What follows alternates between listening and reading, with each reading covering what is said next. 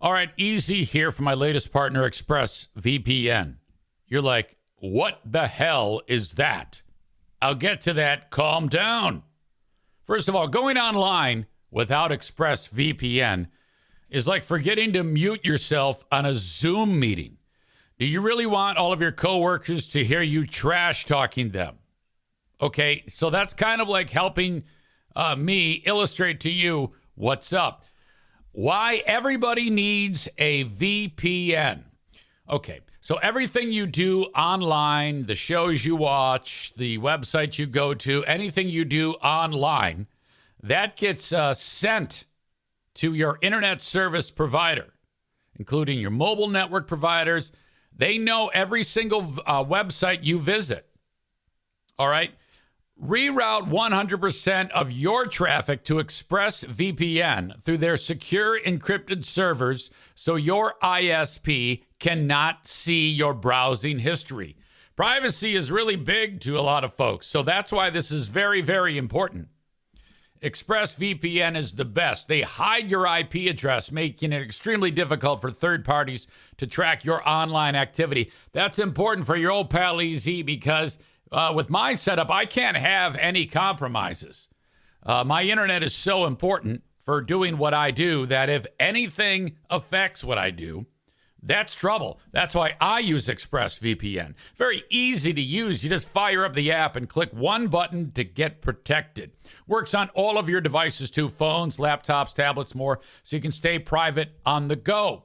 I swear by this, and my life is so much easier now that the Eric Zane Show podcast is utilizing ExpressVPN. So what you need to do is protect your online privacy today by visiting expressvpn.com/Zane. That's expressvpn.com/Zane. And you can get an extra 3 months free. expressvpn.com/Zane. Welcome in. Hello, everybody. Welcome to the Eric Zane Show podcast.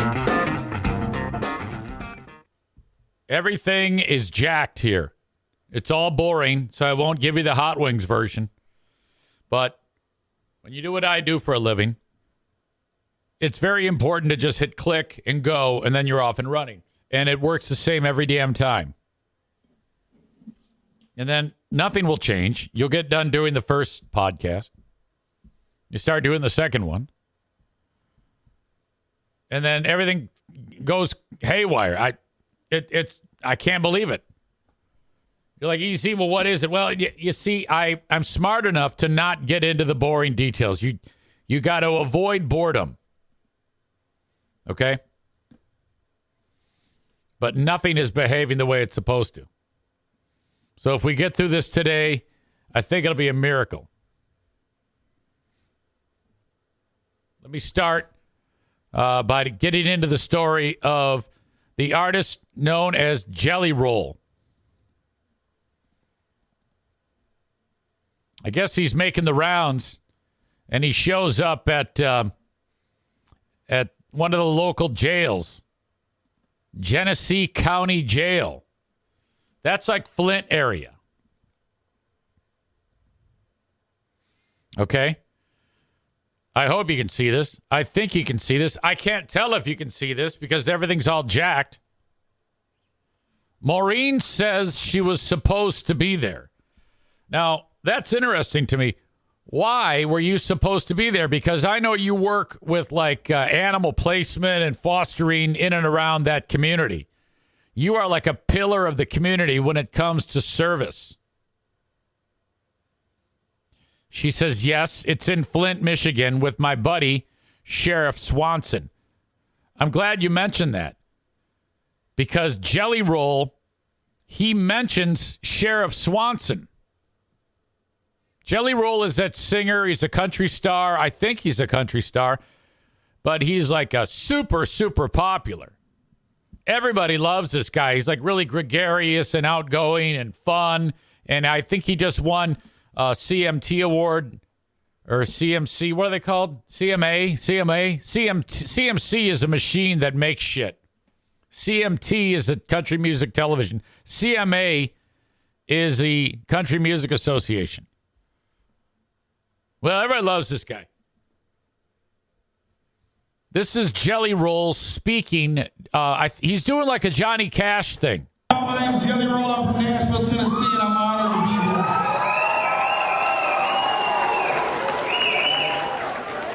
I'll start with Sheriff Swanson. First of all, thank you. You are leading the future of justice reform.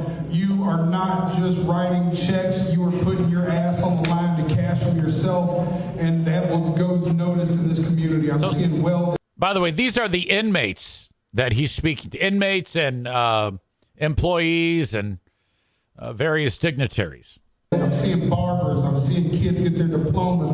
I'm seeing convicts turn to businessmen in real life in this jail, and that you are leading the forefront of realizing that what we're missing in justice reform is that we do not lack in disciplinary action or discipline. We lack in resources, and we lack in the ability to move forward, and you are creating those abilities for people. And as a poor kid that grew up with absolutely no resources, this is a... By the way, Jelly Roll was as a young person, was in and out of jail. Honor what you're doing this for these inmates, and I hope y'all notice how special this is. I go to jails across America. I do this 30, 40 times a year. Most of the jails suck like every other jail, and don't get me wrong, this is still a jail, and it sucks. But at least there's an opportunity.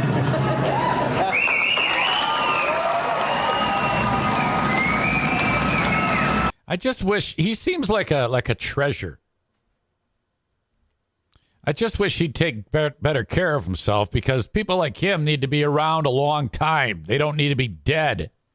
And right now, there are like refugees in Gaza who've got a longer lifespan than Jelly Roll.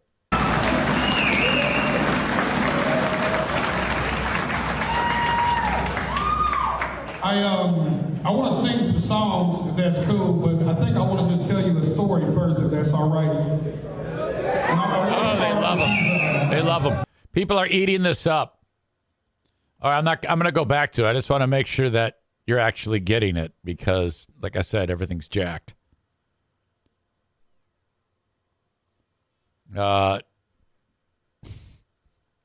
Nick says, I got stuck behind him in the hallway here. He works at Van Andel Arena. He waddles like a lumbering duck, then proceeded to shit up our employee bathroom. Yeah, Jelly Roll, you owe everybody a courtesy flush. This, according to Maureen, was graduation day for some inmates with their GED.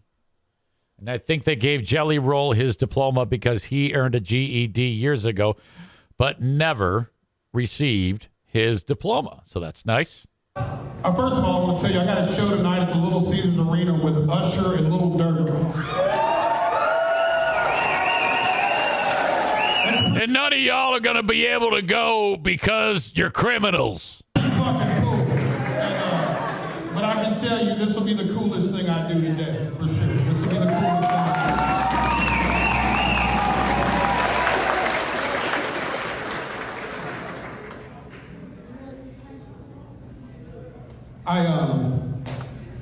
May 22nd of 2008, I was at the local county jail that I was a frequent visitor of.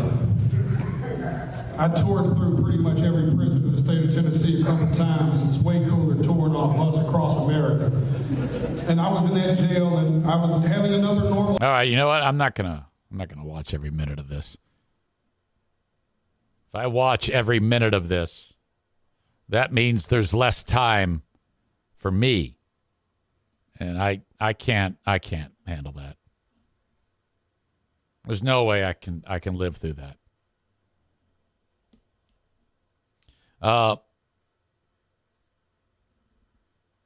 Amy says, wow, Maureen, with the inside scoop. Maureen says, you should play the video of Sheriff with his dog. He made that last night for us. A PSA to bring dogs in from the cold. Maureen says, I'm telling you, Amy, the sheriff loves Star and our director. She was there. Yeah, what's interesting about that, you mentioning about bringing your dogs in from the cold, That is a regular thing that has to be expressed to people because most people are fucking morons. Like there's a story on Wood TV that says keeping pets safe during cold conditions.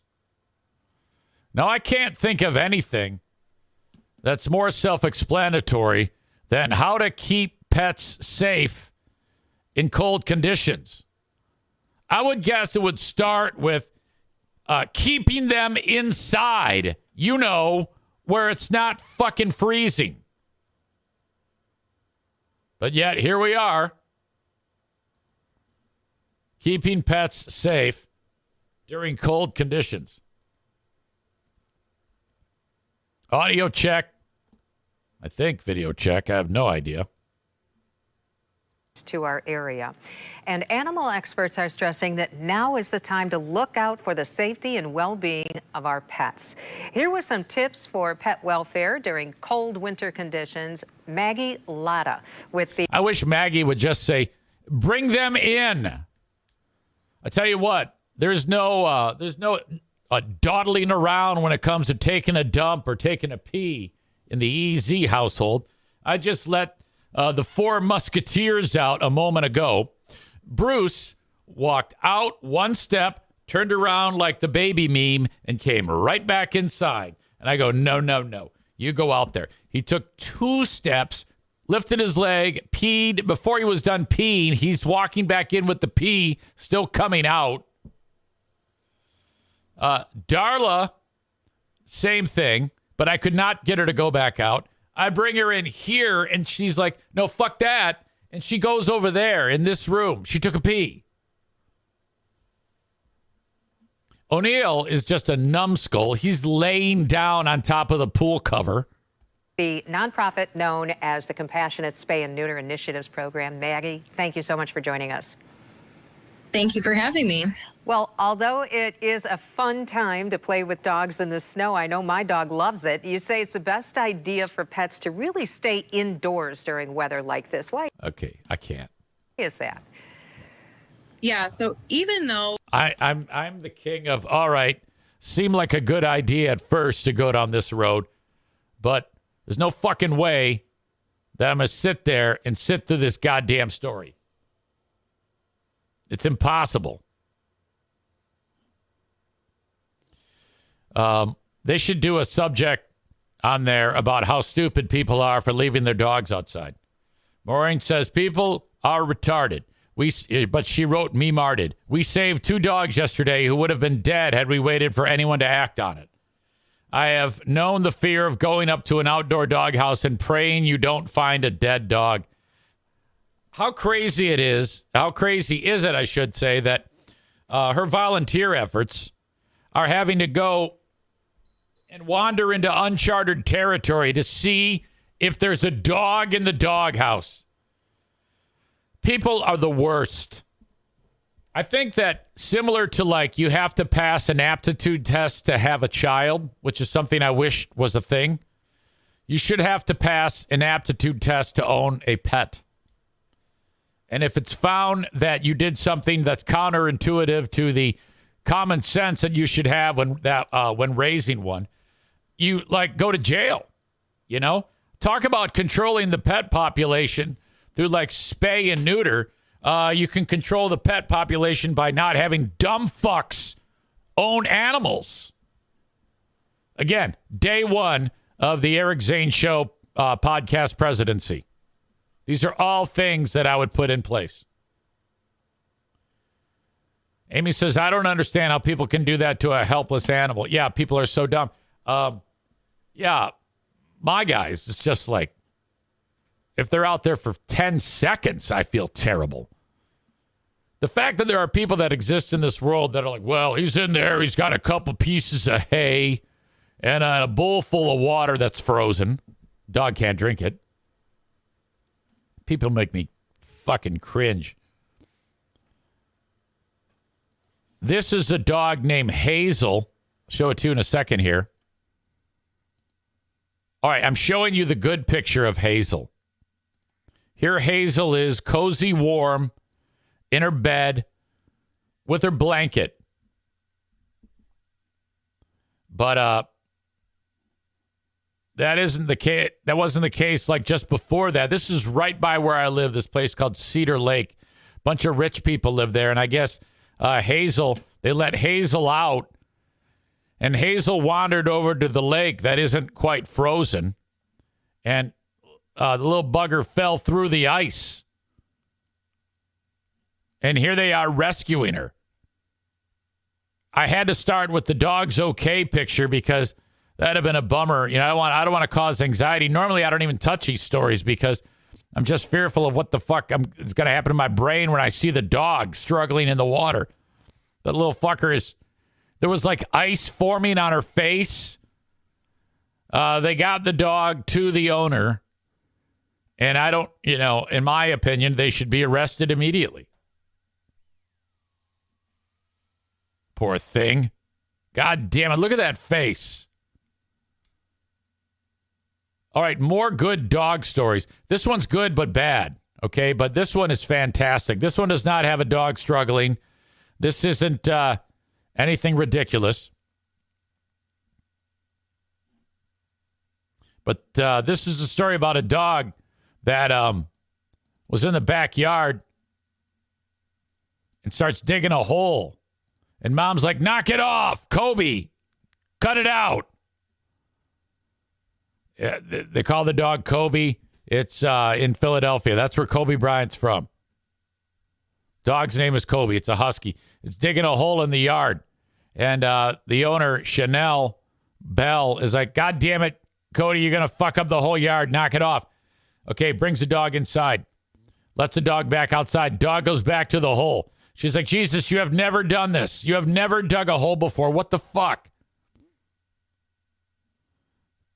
Chanel says, we've been here at our home for a while now, and he never digs holes without me, so I knew something was up. Now, like earlier in the month, the homeowner, Chanel Bell, had a gas leak in her home. You know where this is going. And she still had the gas detector, that thing with the wand. It's like a fucking Geiger detector on Chernobyl. The dog smelled the gas. There was a main that was leaking, and it would have destroyed the whole neighborhood. It would have been like Oppenheimer. You know how it is. One spark. Even they said even if you just turn on like a light switch, that can be enough to ignite it. Which is kind of crazy to think that the invention of sending gas through pipes into our homes, really, that's like the most risky thing you could ever imagine. That we all have piped into our homes and we don't even give it a second thought.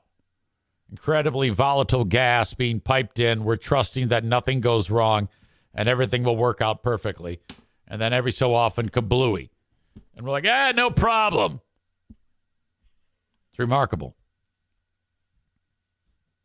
Lady goes out there with the Geiger gas detector thing, and sure enough, it's bright red. The dog saved the day. My God. We were told it could have caused serious health effects like respiratory issues, brain damage, and even death. They told me that something as simple as a light switch turning on could have caused an explosion. That's what I read earlier. Thanks to Kobe's persistence, engineers were able to fix the leak and avoid a neighborhood disaster. It feels amazing to know that Kobe saved the block. I am very thankful to have him. There have been some gigantic home explosions in the last 6 months that we've covered on this show where, somebody's got a Ring camera across the street, and the next thing you know, that thing, it's like War of the Worlds. The house is just immediately blown up. Everybody inside is blown to bits. My God. Good on the dog, though.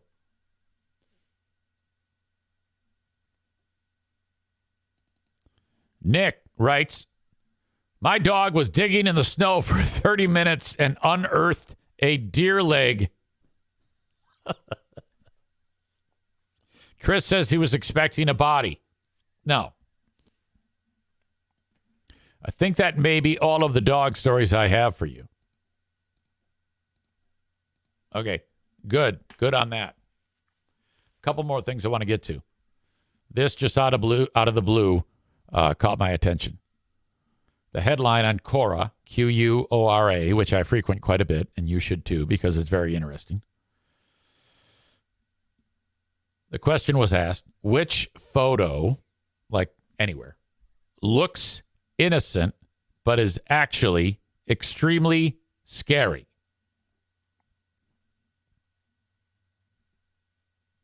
I will show you the photo right now.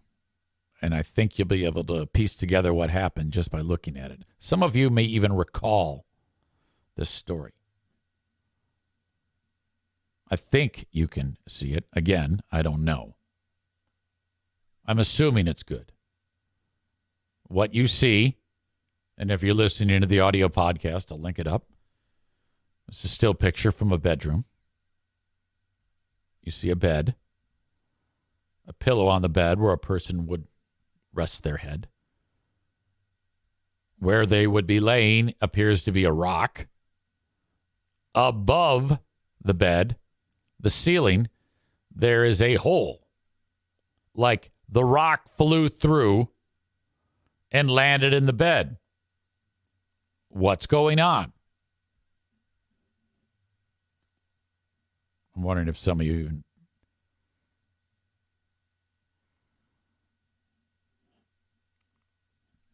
Here Be Rabbit says, free Patreon bonus podcast on YouTube. Yeah, like I said, there's some crazy things going on that made that happen. Welcome. You should sign back up. Well, anyway, what happened here? Okay.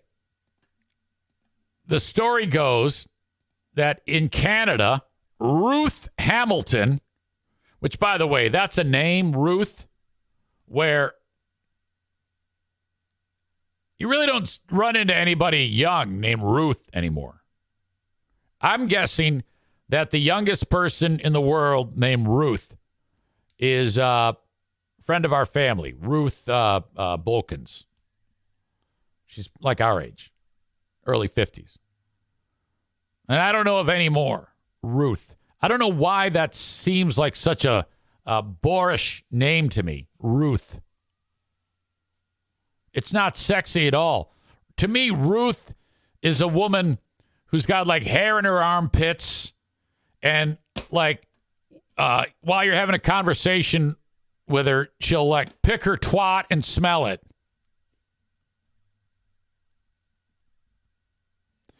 Anyway, Ruth Hamilton, 66. This is in October of 2021, was sleeping peacefully in her home in British Columbia, Canada, when she woke up at 11:35 a.m. She says she sleeps in, I guess, by her dog barking. Followed, maybe it's supposed to be p.m., I don't know. Followed at a very short distance by the noise that she defined as an explosion. So now she's walking around the house after the dog woke her up. Had she laid in the bed, she'd have been dead because that rock would have gone through her face like that scene in Gravity. How many of you know what I'm talking about? They're up there floating around. Sandra Bullock, George Clooney, dude that dies, and the rock goes through his fucking face at like 90,000 miles an hour. Well, anyway, Ruth called 911 to report the incident, and while she was still on the phone, she looked back on her bed. And she says, oh, my God, there's a rock on her bed. It was a meteorite that it made its journey through space and ended up in her fucking bed. Slowed down by our atmosphere, was probably burning up, came through the roof. I'm surprised it didn't, like, catch everything on fire. That is remarkable. I wonder if Ruth is still alive today. Chris says she stays up all night partying. No doubt. I think you can see it now. If you couldn't see it before, there it is. All right. One more thing that I have to share with you. I'm not sure if the guy's from Grand Rapids. No, he's from Detroit. James Finister is from Detroit. He is facing federal charges, facing the charges in Grand Rapids, I think, for sexually harassing a flight crew and interfering with their ability to do their jobs. Court documents released by the U.S. Attorney's Office in Florida say James Finister, a 47-year-old from Detroit, was arrested after a Spirit Airlines flight, I guess, today. No, I'm sorry. It was January 9, so 1 week ago. The flight took off from Louisville, landed at Orlando. According to the complaint, Finister approached the lead flight attendant after the plane took off and asked point blank if she wanted to join the, quote, Mile High Club. Now, for those of you who don't know, I guess that means people who have sex in planes. I'm sure everybody knows that. I just wanted to, some of you don't. Maybe. After being moved to a different seat, Finister then allegedly grabbed another female flight attendant, pulled her into his seat, and sexually harassed her. The suspect also reportedly asked several questions about getting into the cockpit, and then he laid down on the floor instead of taking his seat. Finister admitted to Orlando police that he had harassed the flight crew. He also claimed it was his first time flying and that he had taken multiple alcoholic shots to calm his nerves prior to the flight. He faces one count of interfering with flight crew members. If convicted, he faces up to 20 years in prison. Imagine that. Your first fucking time flying a plane. First of all, or being in a plane. If you're 47 years old and it takes that long for you to have ever gotten on a plane, you're a goddamn loser. Okay? I'm sorry. What the fuck? What kind of fucking poverty-stricken asshole has never taken a flight at 47 years old? They should look at the ship's or the plane's manifest and say, all right, and it should say how many times people have flown. And if it says like 5 years old, first flight, you're like, oh, well, no big deal. It's a kid. But if it says 47 years old, first flight, it's a red flag. You got your eye on that fucker. So dumb fuck then goes and gets shit-faced. So not only is this his first time flying, it could very well be his last. And he winds up with a jail sentence to boot. What a dick. My friends, I love you. Thank you so much. Chris says God was trying to kill Ruth. All right, thank you, folks. I appreciate you. Talk to you later on. Have a good one. Going to shovel out the snow finally. Bye-bye.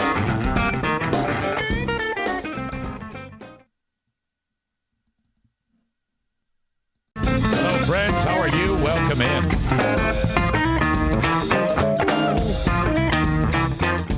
Just heard from my pal Ben Glaze. Preparations for Big Fraud Thursday continue. As you know, we'll start it off with another outrageous romp. I don't know why I called it that. Of who are these freebiers? In fact, when I get done with this, the lion's share of my day, when it comes to boring podcast stuff, will be reviewing the show and pulling clips. As Matthew H. is here. Matt is the guy that we talked about on the show today. That is the next door neighbor of local legend Coleman Lutz, if I'm not mistaken. Isn't that right, Matt? That's you? That's the Matt I'm talking about? The Matt? Welcome. Anyway. I just heard from Ben Glaze. He is readying himself for Who Are These Free Beers Hot Wings edition. Now, I'm going to focus a portion of my content that I produce for Who Are These Free Beers on the soon-to-be famous Too Many Details Hot Wings story about backing into his garage. So we're calling it Hot Wings Edition. Be some Hot Wings intensive moments. Frankly, Hot Wings has been able to recognize his role on that show. If you get a few words out of Hot Wings, that's your best bet at anything that can be at least illusionary in an illusionary way as being useful. If he is talking at any period of time, more than just a phrase, for example, things are going to get murky fast. You don't want, and I think he's realizing that. But he had to tell the story about backing into the garage. And that meant backstory, minutia, way too many details, boredom, laughing at inappropriate times, and on and on and on.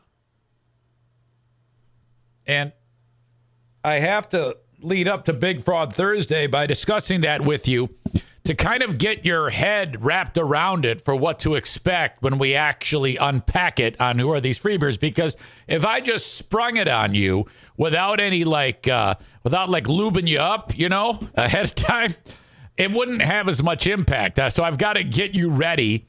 And then when I play it for you, you'll be like, oh God, you actually somehow managed to tease it, but not oversell it. You actually undersold it because you're going to hear how fucking ridiculous this is. Okay?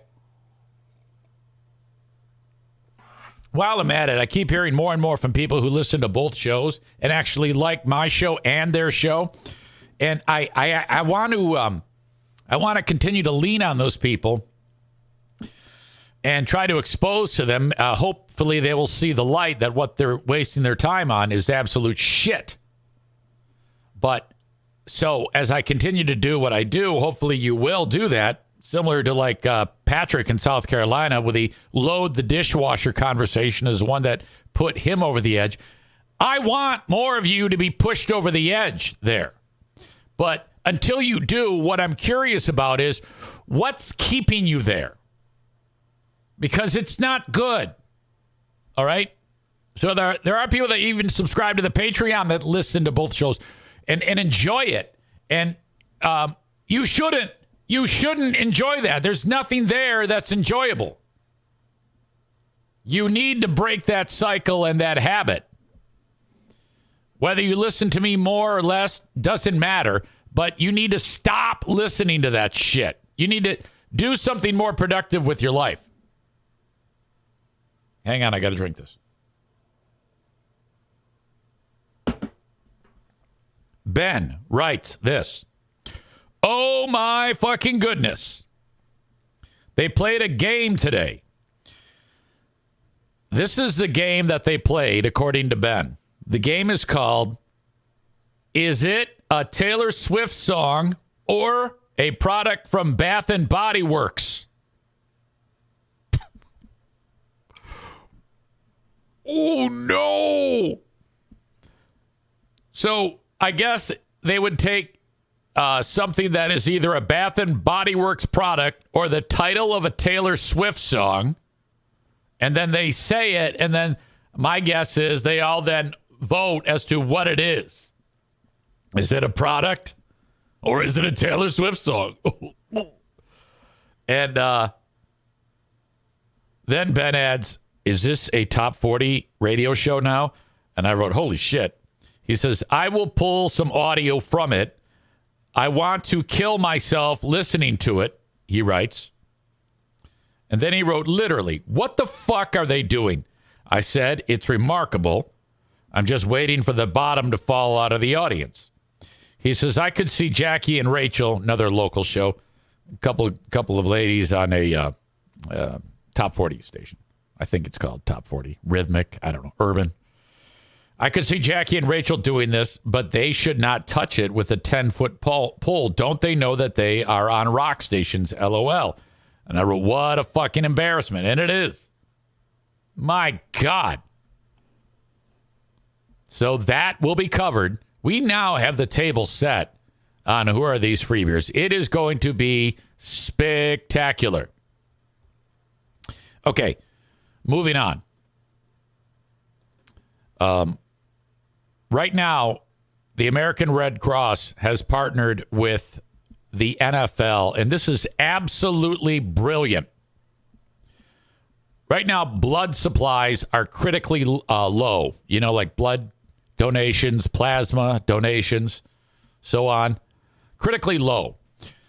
So during this month, National Donor Month, the American Red Cross has partnered with the NFL through the end of January. And anyone who donates blood, platelets, or plasma will automatically be entered into a raffle to win a trip for two to Super Bowl, this year's Super Bowl. And this is going to be fantastic. This is a great thing to do. In fact, I think this should be a regular thing. You should always have a prize attached to each month. Side note, it's a little weird because the law states that you can't sell a body part, like for the kidney donation. I would have loved to, first of all, they should. They should actually have a program that if you are willing to donate your kidney, you should be compensated for it. Now, mine was a little bit different because I was giving it directly to a person, but the Kidney Foundation, you can, if you wanted to, you could just donate your kidney and they would keep it. And then as soon as someone needs it, they'd get it. You can do that. They should actually make that, because there's a shortage of kidneys, they should actually put a dollar amount and make it so that if you donate, you get something for that. That would, oh my God, that would skyrocket. It'd be fantastic. I'm sure there's a lot of T's that need to be crossed and I's that would need to be dotted. And the easiest way with no red tape would be just give it, and that's the end of it. But, I mean, seriously. Anyway, you donate blood. And the winner and their guest, well, they donate blood. They're in the drawing. You win the drawing. You get tickets to the Super Bowl in Las Vegas, access to day of in-stadium pre-game activities, whatever that means, tickets to what's known as the Super Bowl experience, and, of course, the game, round-trip airfare to Vegas, 3-night hotel accommodations, plus $1,000 gift card for expenses. My God, this is great. It's a desperate time for the American Red Cross.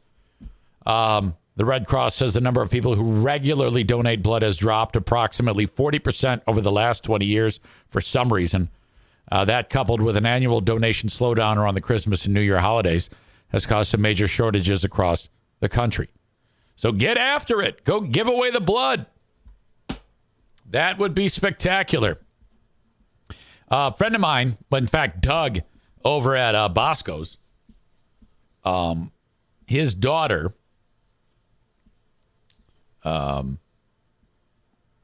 boyfriend buys season tickets for the Lions. And this got me thinking, okay? If you're a season ticket holder for the Lions and then the playoffs come around, you get access at Lion pricing for the tickets. Like, for example, for that first home game, you pay about $200 a ticket, you get your damn ticket. So buy season tickets, preseason, and then however many home games. You buy all that for one cost, and then when it comes to getting a season ticket, they come to the season ticket holders first. Do you want the season ticket? Yes, I do. Okay, $200 a piece, like for John here. He does that, pays the money, gets 2 tickets, $400, $200 a piece for playoff ticket. Right now, he could turn around and sell that for a nice, tidy profit. Probably $1,200, $1,300 a ticket. So I'm thinking to myself, if you have any money, and you can do this for every game, because the resale market, legal scalping is absolutely bonkers. Do you remember the days when if you wanted to go to a sporting event, You walk around outside of the arena and a scalper will sell you a ticket. Now, they still do that, but it's illegal. You are not supposed to do that. However, selling it on the quote-unquote secondary market is 1,000,000% legal, and it's the same goddamn thing. Except there's more hands on the money. So, depending on the demand, like when the Lions were a pile of shit, this wouldn't have done you any good because you would have probably lost money. But right now, they're the hottest ticket and the most expensive playoff ticket in football. So you buy the season tickets, and then if they go to the playoffs, you buy the playoffs. And you turn around and immediately sell all of them. And if you got enough money, you buy like 30 season ticket packages and sell them all. Holy shit, that's fantastic. I don't have any fucking money to do it, but that's not bad. You know?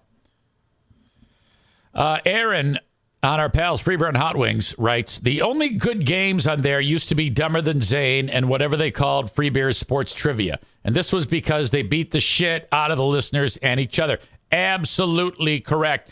And the beauty of Dumber Than Zane is it was once a week and the prize went up exponentially. Well, not exponentially, but I think we threw, I think it was like $500 a week at it. Who knows what the fuck they're up to. That show is fucking gone. Downhill so bad. Chris just scheduled a platelets donation. Make sure you ask about being entered into the running for the Super Bowl trip. Probably very small odds, but better than like a regular lottery because not everybody's going to go and give away blood. It's a great idea. Try to get people to donate. More about the football thing. I apologize. I don't apologize, but it seems to be the dominant story. The Lions are must-watch TV according to the Nielsen ratings. The game between the Lions and the Rams was absolutely massive. It averaged 31.9 million viewers on NBC and 35.8 million when factoring in Peacock and other platforms. By the way, they did that one game on Peacock between Kansas City and Miami, and it was an absolute smash. Like 20 plus million people watched that game on a streaming service. It's unbelievable. Viewership peaked between 9 and 9:15 p.m. with 3 million viewers. I don't even know how they figured this shit out, by the way. Is there like a chip on your TV? When the Rams and Lions traded second quarter touchdowns before halftime, preliminary data showed average viewership was up 25% from last year's Sunday primetime game when the Bengals beat Baltimore. That is huge. Now, the highest rated market, this is kind of interesting. Not really, but kind of. Actually, it's not interesting at all, but it's something to talk about. Detroit had a 40 share, which means if there's, out of all the TVs in Detroit, 40% of them were tuned into that game. What's ridiculous, you would think that the second highest market would be Los Angeles. Actually, with the amount of people, you would think it would be Los Angeles. It's a much larger city than Detroit. No. Nobody gives a shit about the Los Angeles Rams. They had a 14.9 share. In fact, in Kansas City, the Chiefs market had a 23.8 share when it comes to watching the Lions game. They were number 2. Lions were the Lions game was the prize game, and they expect it will be the same thing. Apparently, everybody loves the Lions, except for local dickhead Joe Martinez. Every time I see him bitching about the Lions, I just want to punch him right in the face. Okay, I just want to punch him like he's a piñata and have candy come flying out of his ears. Fucked up that line, son of a bitch.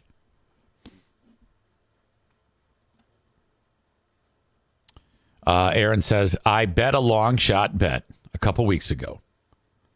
$100 for the Lions to win the conference. $900 payout. Makes watching even more interesting than it already is. So that means the Lions win against Tampa. And then they play the winner of Green Bay, San Fran. They win that. He's got $900. That would make my head explode. I wouldn't be able to do it. No way.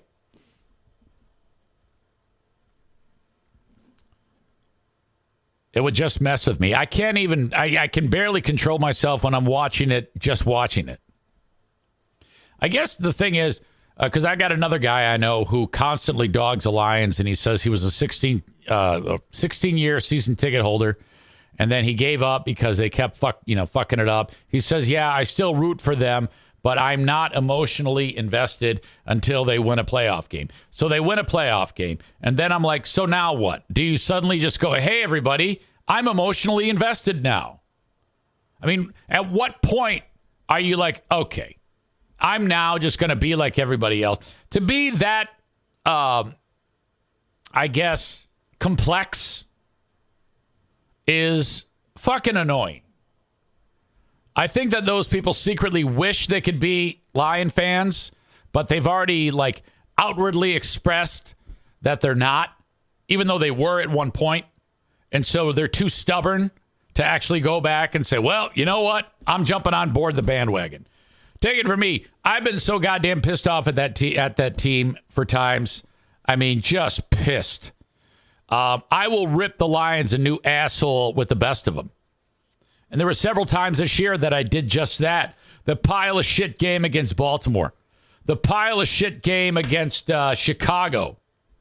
The catastrophe against Green Bay on Thanksgiving. Those motherfuckers fucking up Thanksgiving. Fuck you. And then they brought in that asshole at halftime to perform. I forgot what the fuck his name. Spoonie G or some shit. Or, fuck me. So bad.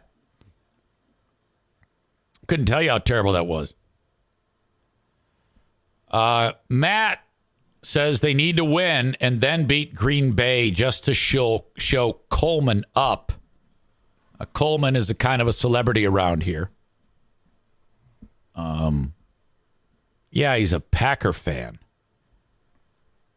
And I said to him, I go, okay, that means that you have two ugly things in your history. Being a Packer fan and being married to that vulture-nosed wench that sunk her claws into our boy Freebeer. Freebeer's wife's nose is so huge that if you took my nose and put it on her face and cut off hers and sewed mine on with needle and thread, it would be an upgrade. That's how big Cole's ex-wife's nose is. I'm guessing if she ever went down on Cole, her nose would hit him in the solar plexus and knock the wind out of him. Her nose is gargantuan. I don't think I've ever seen a female with a larger nose in all of my life.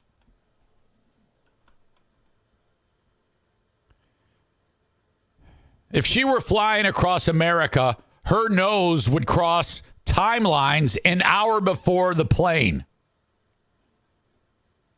I've never seen a nose that big on a woman before. You know it's bad when I look and I go, God damn, you got a big nose. Holy shit.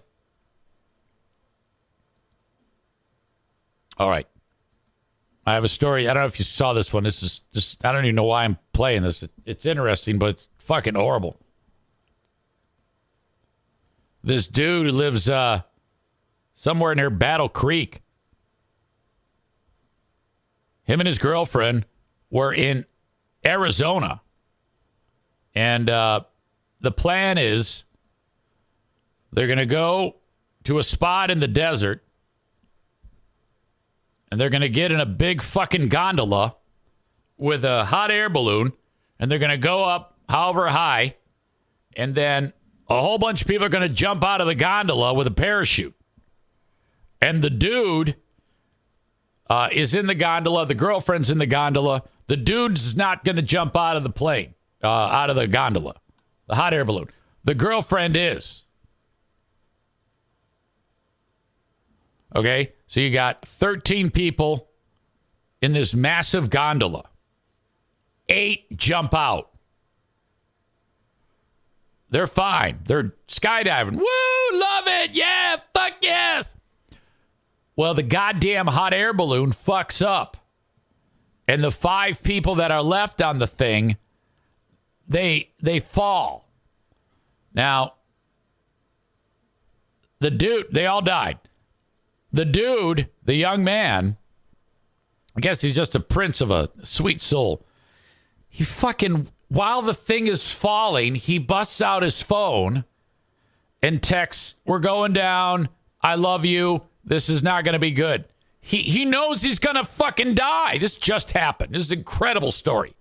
He sent the goddamn text. Holy shit. And then Freebeer's wife showed up and caught the gondola with her nose. I'm kidding. No. Did not happen. Audio check, video check. This is a horrible story. Lloyd, though, have identified 4 people killed in a hot air balloon crash south of the valley and a young Scottsdale woman who survived. The balloon went down yesterday in the desert in Eloy. And a young man from Michigan was one of 4 people who did not survive. Fox 10's Lindsay Regas joins us live now after speaking with his family tonight. Chayton's mom is in Arizona waiting to see her son. Now, she flew here right away, right when she got the news from Chayton's girlfriend, who was also on the hot air balloon before skydiving off. God damn. Everybody adored him. Oh, look at this dude. He was just that type of person. He would do. I think, now you see him here. This is the shit kicker. This is what we describe in Michigan as an absolute shit kicker. Farmer strong and like legit, his dad has a big fucking farm and he was going to take over the farm because dad was slowing down, getting ready to wrap up his farming career. And he was going to get the farm. Do anything for you. 28-year-old Chayton Wishalak is described as an outgoing person who loved the outdoors. His mother, Rhonda, says he also loved his girlfriend, Kinsey, of 5 years. And my wife found out that they were planning on in the very, very near future, and I'm thinking as in just a matter of a few weeks, they were going to go to the courthouse and get married. There were initially 13 people in the hot air balloon, 1 pilot, 4 passengers, and 8 skydivers. Kinsey was one of the 8 skydivers, all of whom survived. What the fuck happened? The pilot and 3 of the 4 passengers did not survive. She was with him, but she was not in the balloon when it went down. She had already jumped for her flight. All the people doing the air flights had already jumped out of the balloon. Chayton's dad says his son sent his last text to Kinsey. He texted her on the way down saying, "Goodbye, this ain't going to be good. I love you," and signed off. Chayton, along with the pilot, 37-year-old Cornelius Vanderwalt, and passengers Atayan Kilikate from California and Caitlin Bartram from Indiana, did not survive. Once Kinsey landed, she read Chayton's text and immediately called him. Oh, my God. Somebody else answered his phone and said, "This is not good. You need to be here now." So she shedded her parachute harness and she ran 2 miles to get to him. And officials wouldn't let her. Are you kidding me? She jumps out of the plane, has no idea that anything bad has happened. And then all of that takes place. And then, I mean, talk about a horribly helpless feeling. Near him. That's when Chayton's parents were made aware of the crash. I usually can't talk about him too much without breaking down. They still will not let us go see him. So I'm waiting to go see my son. Shit. Hillary Stutterheim survived the crash, but she is in critical condition in a Phoenix hospital. Okay, let's go back to that family picture because this is definitely okay. If you got to go with that type of hat and the overalls if you're a Michigan farmer. That is required gear. My God. Unbelievable. The fact I want to know what the fuck what happened to the balloon that took place. What could possibly have happened? Kenny says, did they not have parachutes too? No, idiot. I just said that. I said that was part of what I described. They jump out of the plane, she goes up with her boyfriend. Good job. She jumps out. They land their balloon. They rendezvous. They go out to fucking Applebee's. No, they didn't have parachutes. If they had parachutes, ding dong, do you think they would have, let's just go down without using our parachutes, you idiot? What a dumbass question. They're up 20,000 feet in the air in a balloon. Let's say they all have parachutes. Kenny said, well, you said plane twice now. Shut the fuck up. They're in a balloon. Gondola. I said gondola about 100 times. Are there gondolas on planes, you dumb idiot? God damn. Nick says she can smoke a cigarette in the rain with her hands behind her back. Quote attributed to The Sopranos. I don't know what that... Oh, that's regarding Cole's ex-wife's nose. That's a good one. Smoke a cigarette in the rain with her hands behind her back. Fantastic. What a beak. So anyway, it was definitely a balloon, Kenny. And no, not all of them had parachutes. You dumb dick. Ever since you started playing kissy face with your latest squish, you've been masterfully dumb. Good God. All right, that's it.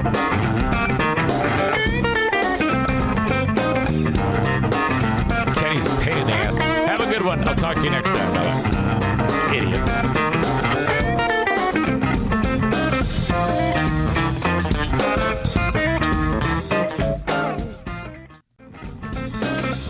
Hello, my friends. Welcome in. The Eric St. Show Patreon podcast has begun. There is excitement in the air. Yes. I still cannot believe that is real.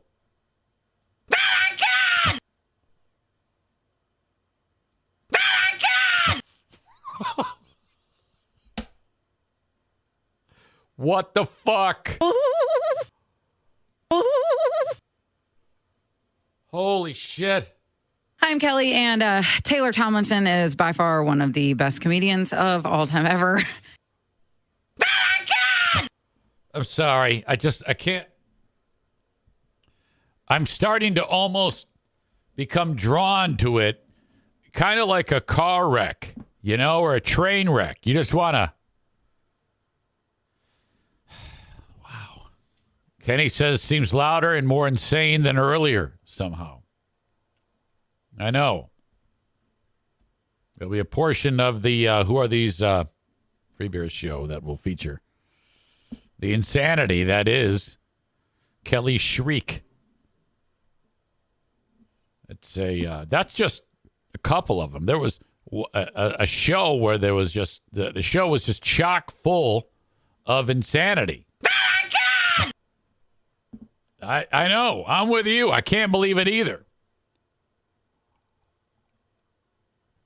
But we'll feature that today. Plus, Ben is going to review a number of things that he is pulling from their show, including the highlights from the segment. Is it a Taylor Swift song or a Bed Bath & Beyond product or something like that? Or Bath & Body Works product? Fuck. It just sounds ridiculous to even mention. I sent Ben a screenshot today of what they covered today. And if I had to sit down and do a morning show and I saw that on the show plan, it said, part 1 of unique Valentine's Day gifts for that special Galentine Day gifts. I said gay. Valentine Day gifts for that special someone, part 1. And then they did a whole segment of that. And then they did unique Valentine's Day gifts for that special someone, part 2. Oh, my God, you fucking assholes. Chris says she was probably extra high that day. I know she likes to talk a lot about getting stoned. Which is, whatever. I don't know if it's a great idea to get stoned before work before you go on the radio. But I by the way, I don't really think that. I don't think she would be that reckless at all. I don't think she's that reckless. I don't know her, but I'm just assuming she would partake when she's at home, and not out and about.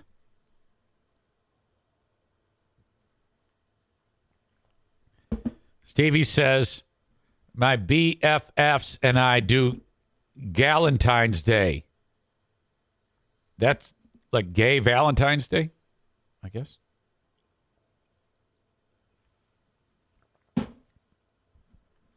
All right. Jeff Bezos has a new significant other. I guess he's engaged to this person who I hadn't heard of, but all I've heard of the person that he's engaged to is that, according to this clip, when they met, she wasn't like the way she is now. Meaning, she dresses more extravagant now. Apparently, she's had some work done. And she stepped out with Bezos the other day. And she was in a very revealing outfit. Whatever. These are the richest. He's the richest person in the world. The fact that Jeff Bezos, when he was the richest person in the world, cut his wealth in half and gave half to his ex-wife, and then he's still the richest person in the world. And he made her the richest woman in the world or some shit. It's really incredible. Considering what he started doing, peddling books online. It's remarkable. As Kenny and Maureen have a deep conversation about shit nobody cares about. Anyway, as I was saying,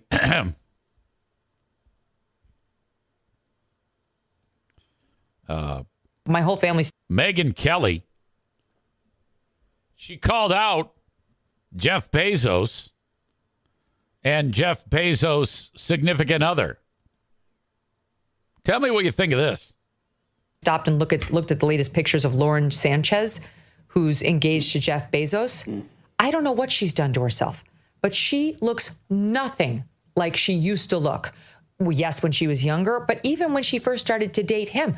I don't know what's happened to the cheeks. The breasts are out to here. The face is pulled and prodded. She's going out in her lingerie now. This is the latest thing, to wear a thong underwear and a sexy bra and just some lace overlay on top of it, which is I'm sorry, but she looks like a hooker. That is, you look like a hooker and you're dating the richest man in the world or one of them. Try to be a little classy. Must everything be an expose of your obviously over-enhanced assets? I don't mean to be such a prude, Michael, but I just feel like we're losing something as a society. I don't want my daughter looking at that. And I don't want my sons looking at it either, but we did, because there it was in the New York Post. It was hard to avoid. Okay. Let me go over this again. First of all, Megyn Kelly is just stunning. She is so pretty. Often looked at the latest pictures of Lauren Sanchez, who's engaged to Jeff Bezos. I don't know what she's done to herself, but she looks nothing like she used to look. Well, yes, when she was younger, but even when she first started to date him. I don't know what's happened to the cheeks. The breasts are out to here. Okay. Lauren Sanchez looks outstanding. I mean, that's not something that come on now. I guess my thing is, what do you expect? I mean, the guy's wearing a velvet suit. He looks like an evil superhero, Bezos. This is called change of life. Megyn Kelly knows exactly what Lauren Sanchez is doing. She is living her best life. Her husband, her future husband, I mean, she's going to be one of the richest women on the planet. And she is whatever. Who gives a fuck? This is jealousy. This is jealousy by Megyn Kelly. What would you expect? And, she gets to do what she wants, and he gets to, be married to her, who looks like that. That's what he wants. And he's also flaunting this. His wife his ex-wife dresses very conservatively. She's an older lady. So if you're Bezos, there's always going to be a time that you try to stick it in the other chick's face, the previous wife. So this is what he's doing. Now, Bezos is nuts, and so is she. This is what crazy people do with their fucking money. Quit acting like you're surprised. The face is pulled and prodded. She's going out in her lingerie now. This is the latest thing, to wear a thong underwear and a sexy bra and just some lace overlay on top of it. Okay, now I wouldn't want Diana to dress like that. I mean, even if, I just, no, I would be embarrassed. But you're Bezos. What the fuck do you expect? You're trying to send a message. But he's making fun. She's attacking her for her face. Her face looks fantastic. Nothing about that woman looks bad to me. Not at all. It's like, I'm sorry, but she looks like a hooker. You look like... She doesn't look like a hooker. She looks like a trillionaire's wife. What the fuck? Like a hooker. And you're dating the richest man in the world, or one of them. Like, try to be a little classy. Must everything be... That is classy. She looks great. What the fuck do you want? An expose of your obviously over-enhanced assets? She is absolutely jealous. That's what this is. Megyn Kelly is jealous here.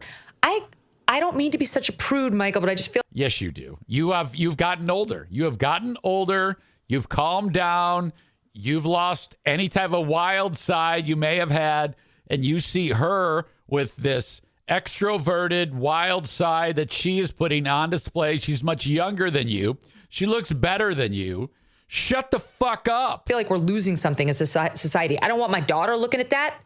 And I don't want my sons looking at it either, but we did, because there it was in the New York Post. It was hard. Oh, yeah. Shit, this woman dressing that way, we're losing something as society. Any kid can look to his phone and in 3 seconds see 3 dicks going into a butt. And you're concerned about us losing something as a society because she dresses up in whatever the fuck that was? God damn, she couldn't be more jealous. Wow.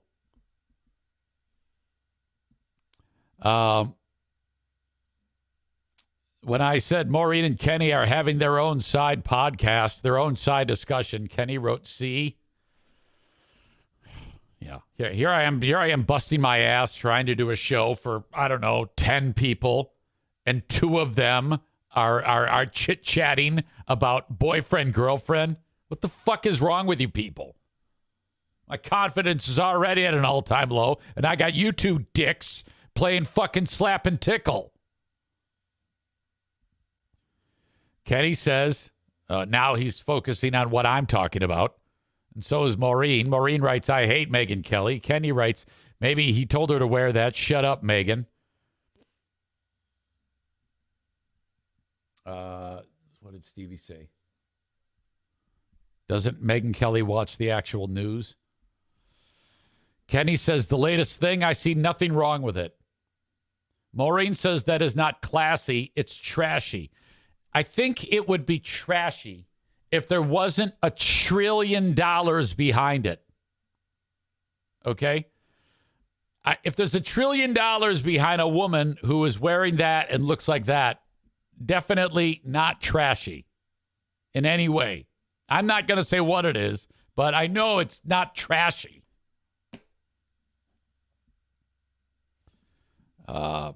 Kenny says, maybe so, Maureen, but Eric's right. She's totally jealous. Patrick says, my favorite part of the show is when Zane is talking. It's a great comment right there. Kenny says, geez, Eric, all comments come from you talking about, you mentioned Valentine's Day, for fuck's sake. Well, look, in a way it did. I made one comment about the shitty things the Free Beer and Hot Wings show are talking about. And then the next thing you know, Maureen busts out, I can't wait to hear what Kenny does for Valentine's Day.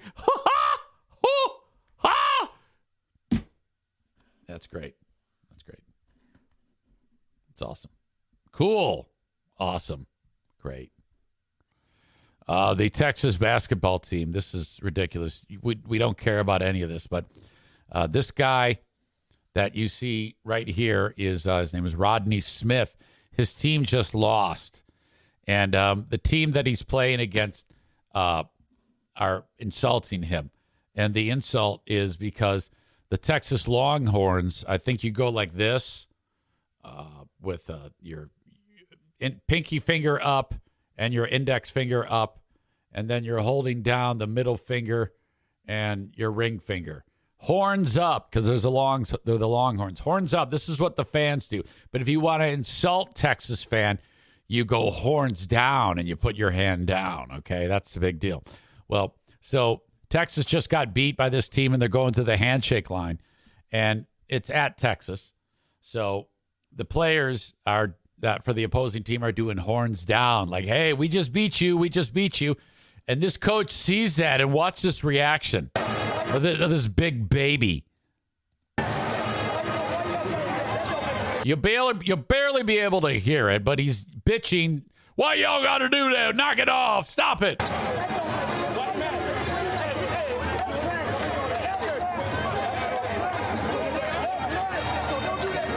Don't do that shit.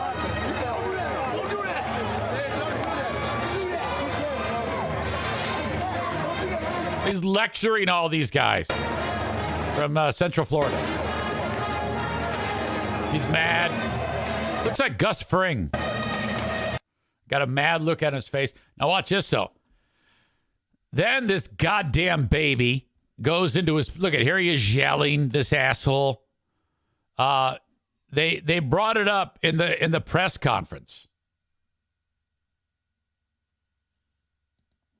This is what he had to say. I'm a big believer in, you win the right way, you lose the right way. And, I always tell my guys, whether you win or lose, you win the right way. You lose the right way. You carry yourself the right way. You don't go through the handshake line or proud to get into the handshake line and have about 6 or 7 guys putting the horns down. Oh. We don't do that, because when you do those kind of things, it looks very classless, and it also looks like you were just hoping to win. We never go into games trying to hope to win. We go into games expecting to win. So we don't act like that. We expect to win. We don't jump up and down like I would have given him the fucking finger. We won a national championship. We sure don't step on anyone's home court deal and act crazy and try to show them up in any way. We don't do that. Good for you. So that's what I was angry about, and I was letting those guys know you don't do that. Yeah, you just lost, loser. You guys won. Worry about your fucking team. Hey, we shake your hand, tip our hat to you, but we're not going to let you act that way in our building. You're not going to do that. Well, they did it, so get over it. Put your horns down and do all that nonsense. Do you think that you guys were able to match the physicality of... What an embarrassment. Shut up. His team sucks, by the way. Let's see. Don't be trashy. Be classy. I see Kenny's whining. I swear. He goes out of his way to hate me. I can't take it anymore. Oh, my God. Shut up. God. I was just ripping on Maureen. I was ripping on Maureen than I was you. You fucking pie-faced moron. I don't see her crying about it. Jesus Christ. Fucking A, go soak your head. You big bitch. What the fuck is wrong with you? I swear he goes out of the way. Fingers hanging out over the mouth. You're about to get unfriended. Uh-oh. I think somebody needs, I think I need to go over to the, speaking of going over to the mouse, I got to go over to mine. Somebody needs a timeout. This is what I do to children.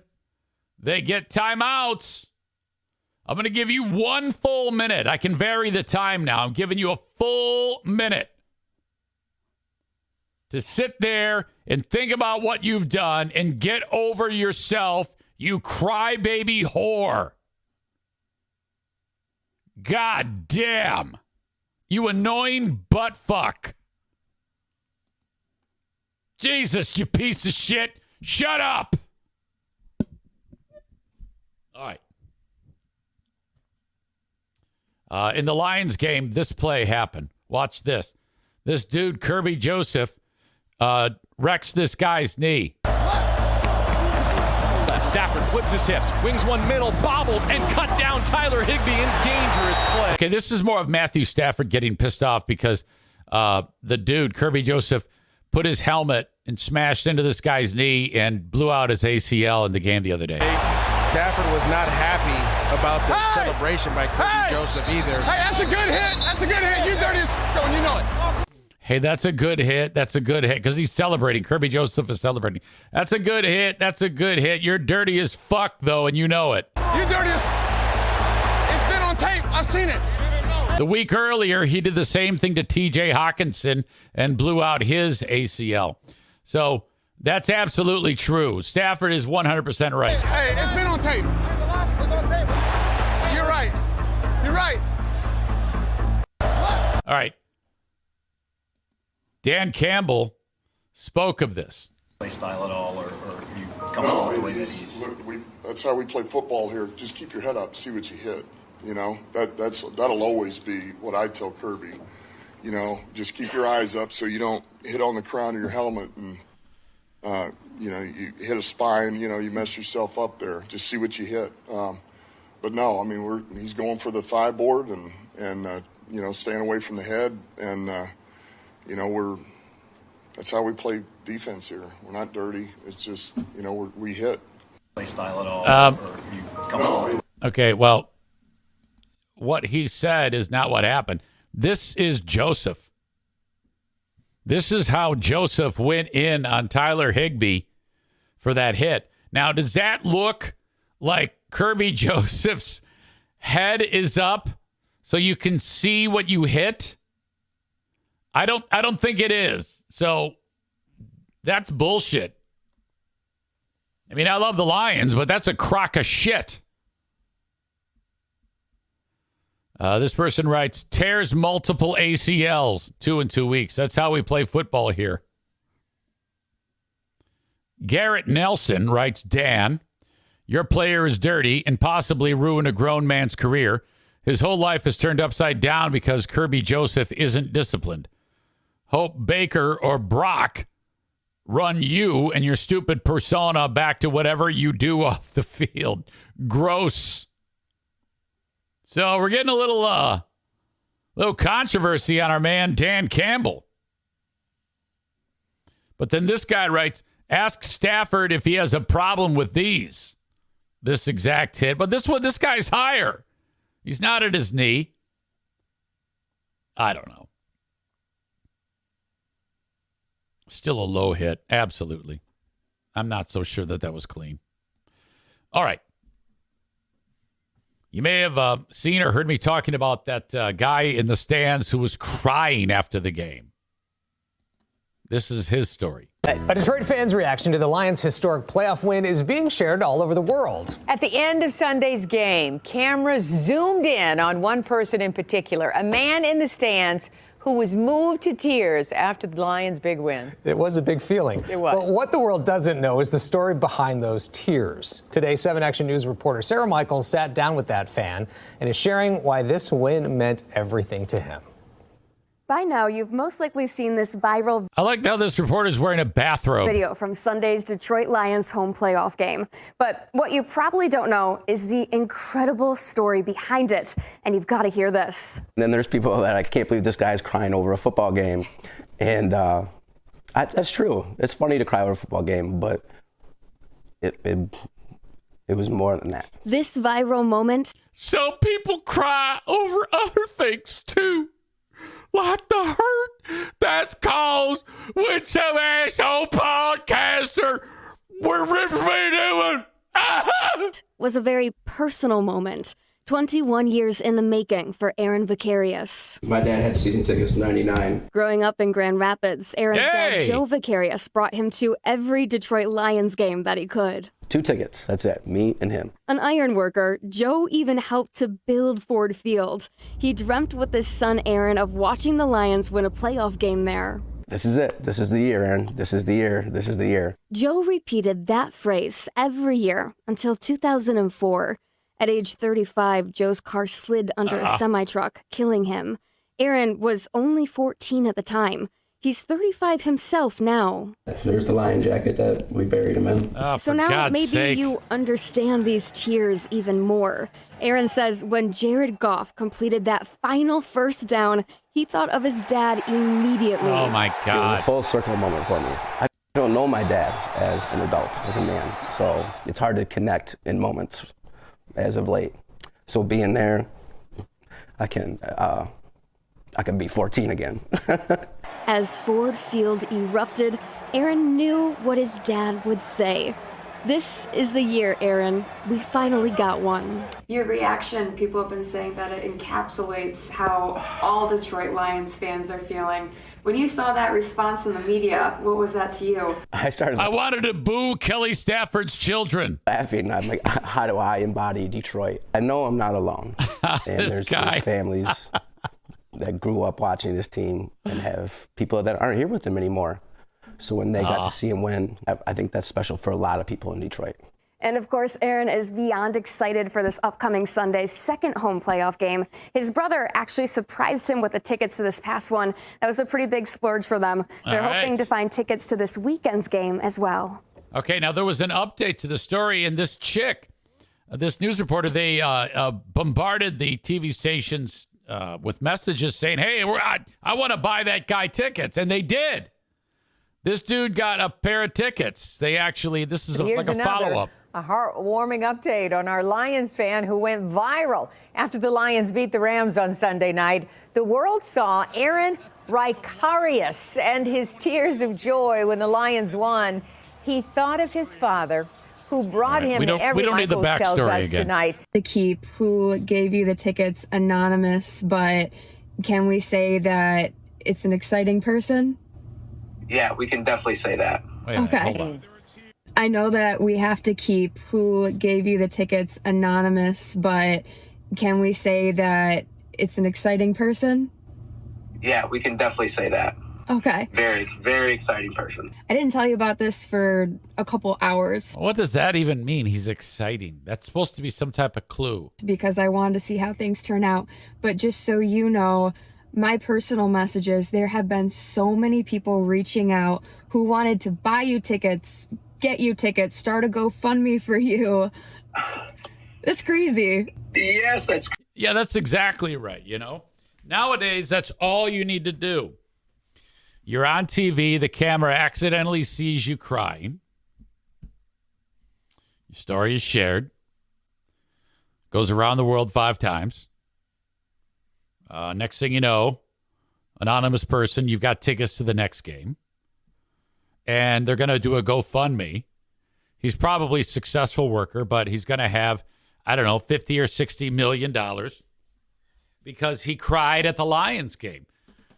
Meanwhile, some kid gets greased in the road and they want to raise money to bury him properly, and it raises, $60. Crazy, it's such a big ask, and I wish I could get tickets for everybody too. Is there anything else that you just want people to know, all these people who are following your story? Yeah, it's all bullshit. I made it all up.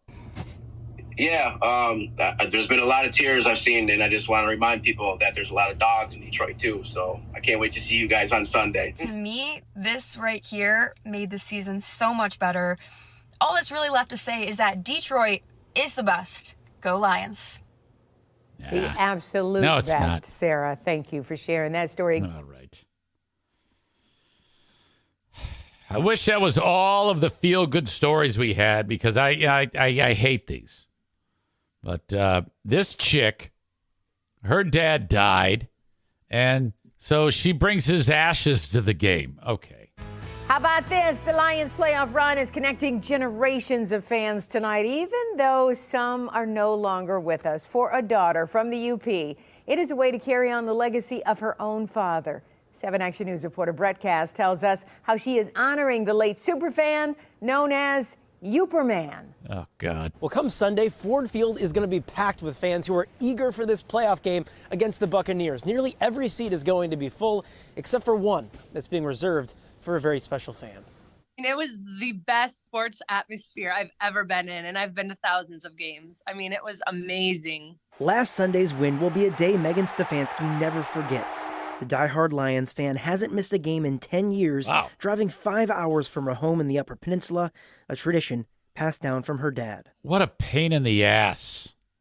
She probably has to leave at, midnight because parking's full by 5 a.m. there. It's such a shit show. In '94, my mom surprised him for Father's Day with season tickets. And that's when it started. For the next 25 years, her father, Donnie, became passionately known as Uperman. His jersey and hat, a fixture in the stands at Ford Field, never missing a home game until he died suddenly in 2019. Oh, for there God's are sake. Millions of people who lost a parent who were also huge fans, and that made them fans. So I feel like it's something we can all relate to. Uperman was never able to witness a... Look at, here's Uperman. He's next to Crackman. The guy next to him's jersey says Crackman.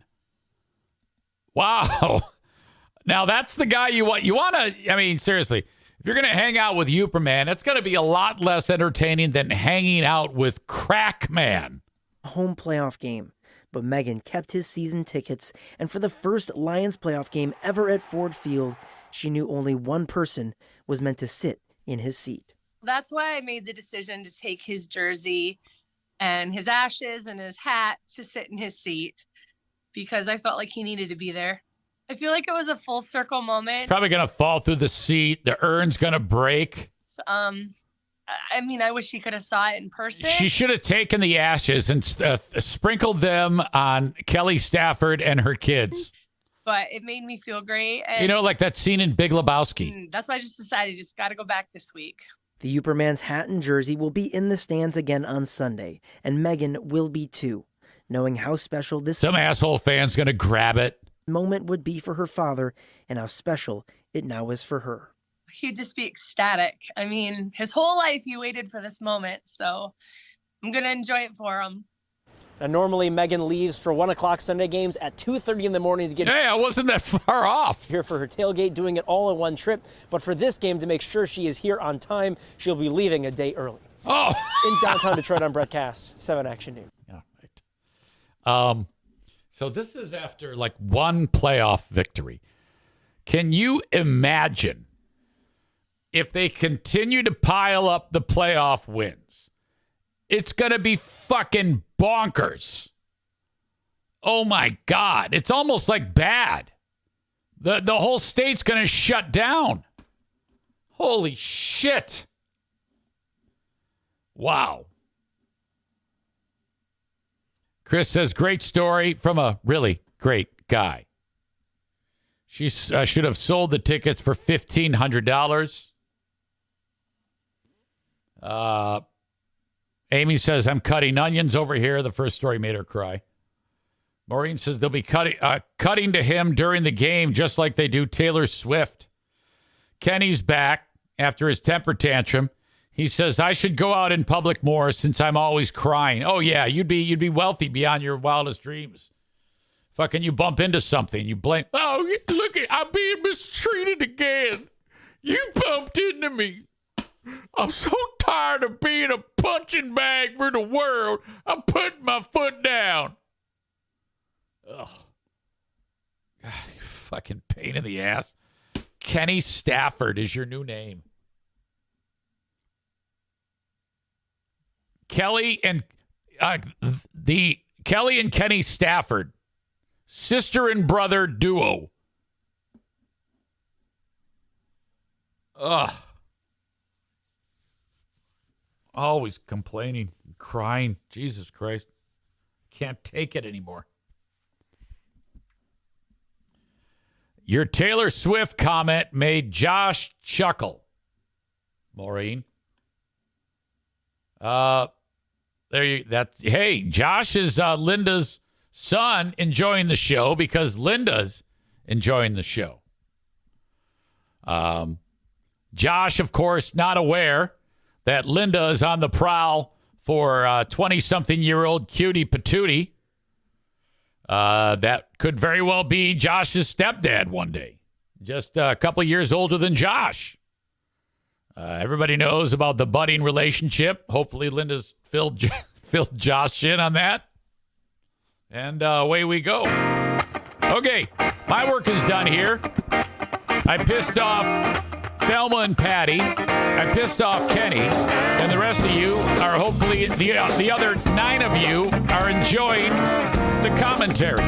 I will talk to you on the Patreon bonus podcast. I should say, who are these free beers? And Ben and Eric Patreon podcast today. Okay, keep an eye on the Patreon for the link for Tier 2 members.